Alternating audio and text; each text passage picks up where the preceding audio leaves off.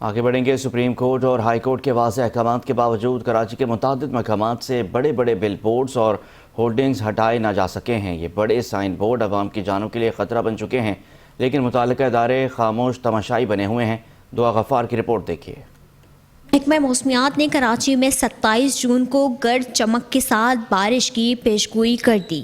ان برساتوں میں شہر میں آویزہ بڑے سائن بورڈ اور بل بورڈز ایک بار پھر شہریوں کے لیے خطرہ بن چکے ہیں۔ 24 جون کو سندھ ہائی کورٹ نے شہر بھر میں گھروں، دیواروں اور دیگر مقامات پر بل بورڈز لگانے کے خلاف درخواست پر KMC سمیت دیگر اداروں کو نوٹس جاری کیے۔ درخواست گزار کے وکیل کا کہنا تھا کہ سپریم کورٹ کا بل بورڈ سے متعلق فیصلہ موجود ہے، اس کے باوجود شہر بھر میں بل بورڈز لگے ہوئے ہیں اور عدالتی فیصلے کی خلاف ورزی ہو رہی ہے۔ دوسری جانب عوام کا کہنا تھا کہ بڑے بل بورڈز گرنے کا خطرہ رہتا ہے، جس سے ماضی میں بھی درجنوں افراد جان گنوا چکے ہیں۔ اس حوالے سے حکومتی ادارے کوئی کارروائی کرنے کو تیار نہیں۔ یہ جو انہوں نے یہ بورڈ لگائے ہوئے ہیں تو یہ بورڈ جو ہے ان کو اس پہ کوئی بات اٹھانی چاہیے، کیونکہ اس سے کوئی فائدہ نہیں ہے۔ وہ اس لیے کہ جب بارشیں ہو جاتی ہیں تو اس سے کافی سارے لوگوں کو نقصان ہو جاتا ہے۔ کہ انہوں نے جیسے یہ بات کری کہ بل بورڈ جو ہے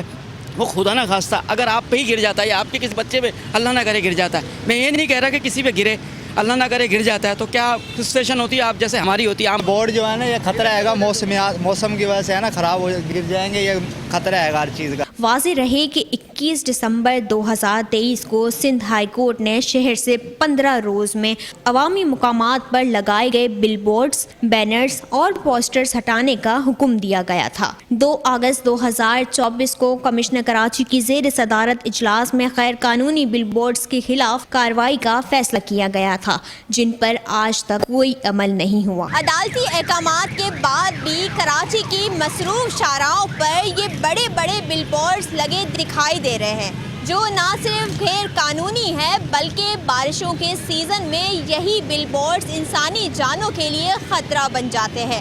کیمرامین گلفام شیخ کے ساتھ دعا غفار، 5 نیوز کراچی۔